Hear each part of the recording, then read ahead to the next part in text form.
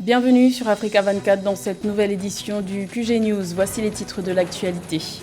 La visite de travail au Cameroun du vice-président de la Banque mondiale pour l'Afrique de l'Ouest et centrale, Ousmane Diagana, prend fin ce mercredi 15 septembre. Ce séjour fructueux a débouché sur la signature de plusieurs conventions de financement. La monnaie unique ECO se fait désirer en Afrique de l'Ouest où la chute des devises crée des inégalités dans la CEDEAO. La perte de valeur du franc CFA face aux monnaies nigérianes et ghanéennes impacte considérablement les échanges commerciaux de la région. Et la société civile de la ville de Béni s'insurge en République démocratique du Congo. Cette structure citoyenne a décrété 2 jours sans activité pour dénoncer l'insécurité persistante dans l'est du pays, malgré le dispositif sécuritaire mis en place par l'État. Mais tout d'abord en Guinée, les concertations sur la transition à venir ont débuté ce mardi 14 septembre, soit une semaine et demie après le coup d'État militaire du 5 septembre qui a renversé le président Alpha Condé. Ces consultations doivent durer 4 jours. Les premiers à avoir ouvert le bal de ces discussions qui doivent réunir toutes les forces vives de la nation sont les acteurs de la classe politique guinéen.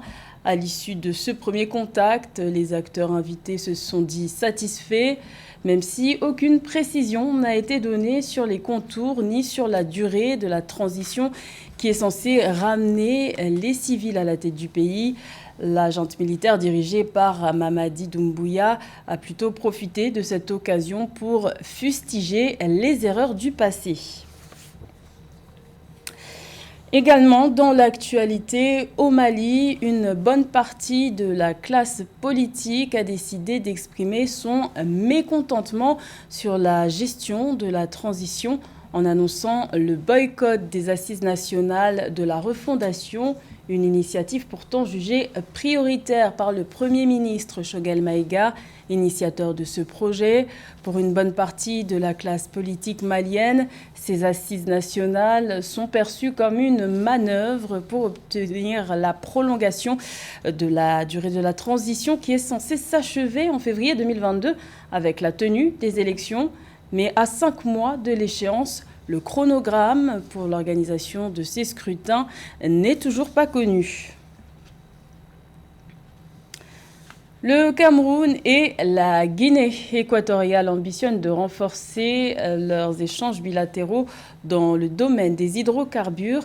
C'est dans ce contexte que le président camerounais Paul Biya a reçu en audience le 13 septembre le ministre équato-guinéen des mines et des hydrocarbures Gabriel Baga Obianglima, une initiative pour aider au développement de leurs économies respectives affectées par la pandémie de Covid-19. Les explications de Joël Ballot. Le président Paul Biya a reçu en audience ce 13 septembre le ministre équato-guinéen des mines et des hydrocarbures, Gabriel Baga Obianglima, porteur d'un pli fermé du président Teodoro Obiang Bazogo, destiné à son homologue camerounais. Ce dernier a profité pour présenter au chef de l'État du Cameroun la nouvelle initiative de la Guinée équatoriale en faveur du commerce dans le domaine des hydrocarbures. Nous ne pouvons pas rester indéfiniment dépendants des investissements en provenance d'Amérique, d'Europe ou d'Asie. Nous devons inévitablement commencer à commercer entre nous et les principales ressources dont nous disposons sont le pétrole, le gaz et d'autres minéraux. Nous devons accorder la priorité à leur exploitation par nous-mêmes. C'est d'ailleurs dans cette logique que j'ai acheminé il y a quelques jours au Gabon le premier cargo de méthanol en provenance de Guinée équatoriale. Une initiative louable pour le développement des deux économies affectées par la pandémie de Covid-19. Après cette visite au palais d'Etoudi, le ministre équato-guinéen va rencontrer le 16 septembre différents acteurs du secteur pétrolier. Objectif, prendre connaissance des difficultés rencontrées et élaborer ensemble un processus pour poursuivre les échanges et les réflexions sur les questions d'hydrocarbures.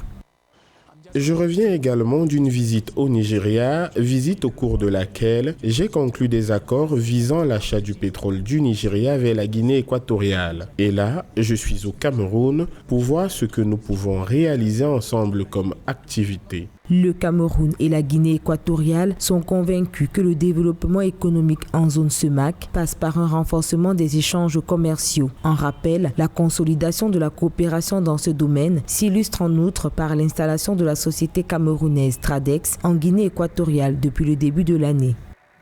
Le vice-président de la Banque mondiale pour l'Afrique de l'Ouest et centrale, Ousmane Diagana, effectue actuellement une tournée en Afrique centrale. C'est dans ce contexte qu'il a séjourné 4 jours au Cameroun.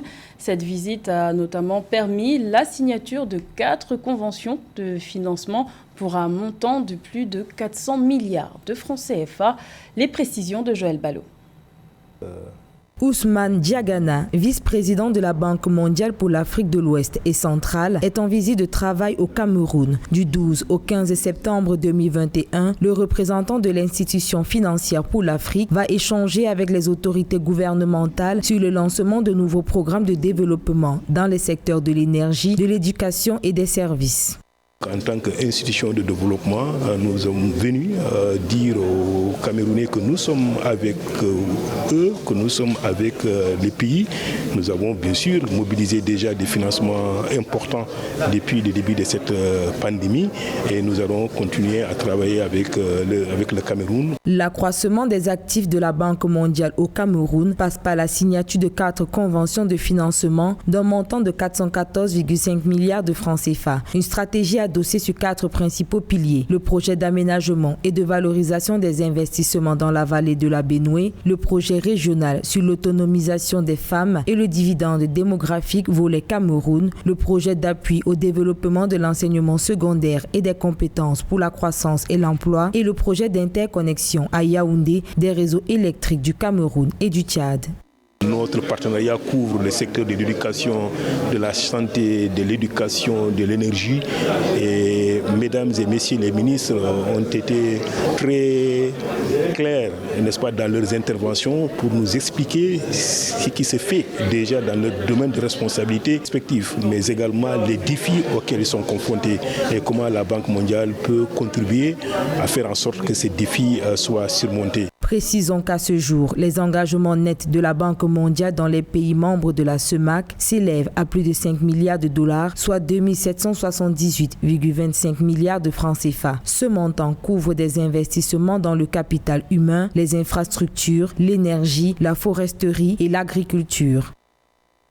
L'écho se fait désirer en Afrique de l'Ouest. Ce projet doit permettre aux 15 pays membres de la CEDEAO d'avoir une monnaie unique, ce qui n'est pas le cas actuellement.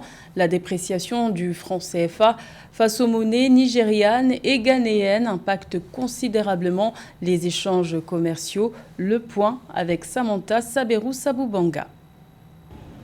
À en croire les récentes données du bulletin mensuel des statistiques de la Banque centrale des États de l'Afrique de l'Ouest, BDEAC, de juillet 2020 à juillet 2021, le franc CFA a chuté face au naira nigérian et au cedi ghanéen. En effet, le naira nigérian est passé de 1,9 francs CFA ouest-africain à 1,3 francs CFA, tandis que le cedi ghanéen se négocie à 95 francs CFA en juillet 2021 contre 111 francs CFA un an auparavant. En effet, on assiste à une dépréciation du franc CFA par rapport au cedi et au naira, le franc ghanéen, le franc nigérian. Je pense que cela s'explique par le dynamisme de l'économie nigériane et de l'économie ghanéenne et peut-être un fort impact au niveau notamment des échanges et des échanges commerciaux de la zone qui gagnent en ampleur, alors que dans la zone UEMOA, peut-être on peut assister, notamment du fait du Covid, un ralentissement de l'activité.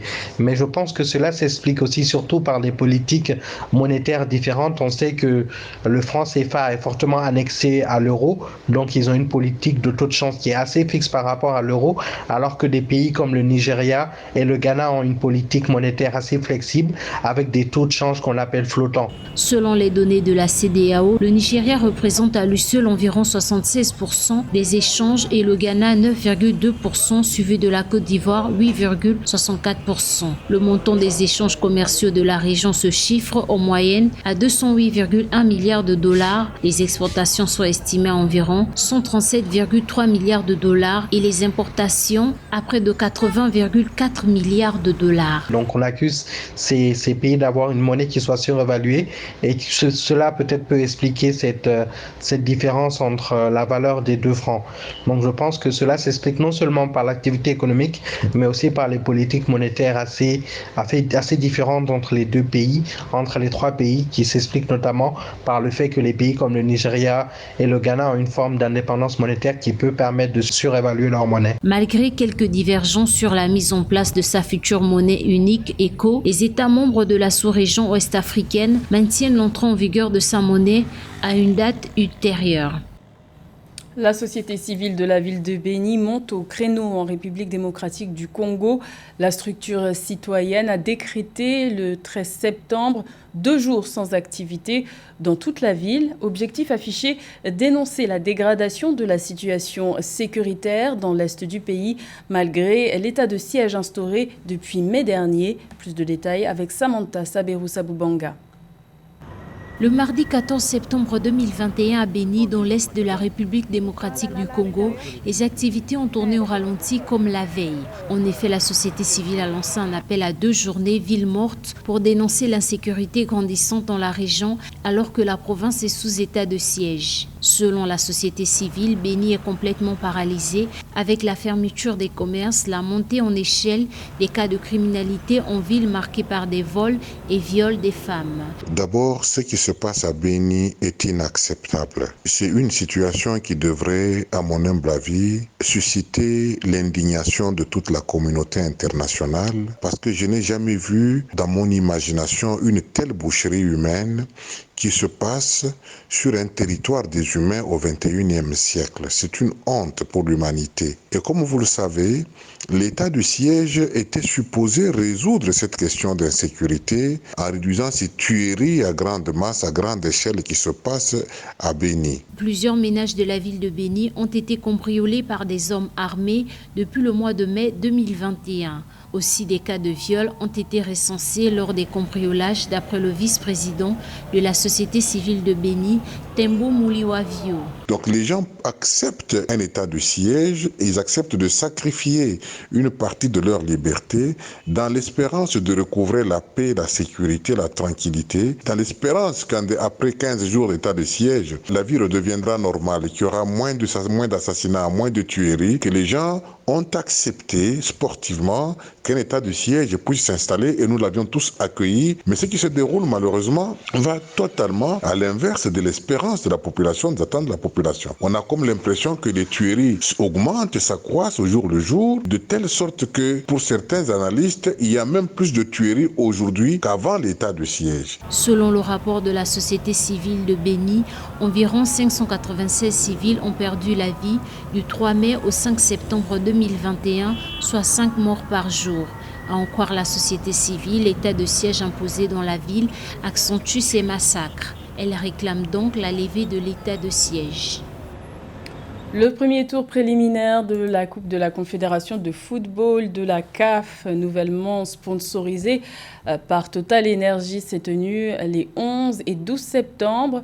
Coup d'œil sur quelques résultats de cette compétition interclub avec José Douglas.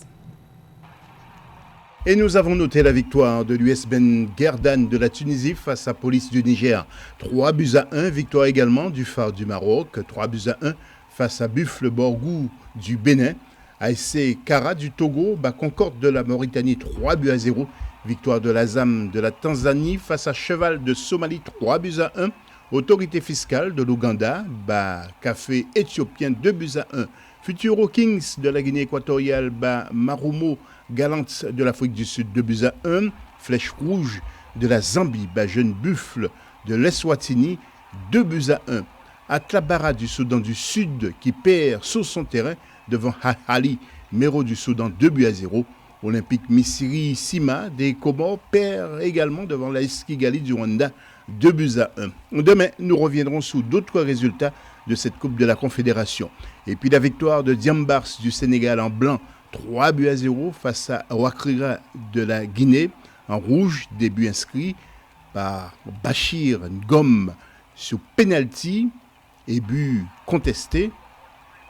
Puis Shérif Bodian marque le second but. Et enfin pour le troisième, c'est Mohamedou Diao, début inscrit en deuxième période. Des réactions à présent. On a beaucoup été présent en première mi-temps, on s'est créé des occasions, mais on n'a pas été réaliste.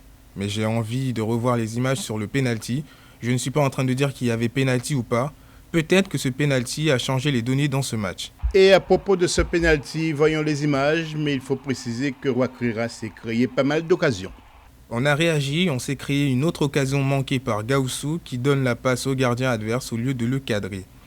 L'adversaire a profité du bloc un peu plus haut pour procéder par des contre-attaques. 2 autres buts sont venus. Dans l'ensemble, je ne pourrais que féliciter cette équipe de Diambar qui a su résister et réagir. Nous, on s'est créé des occasions sans être réalistes devant les buts.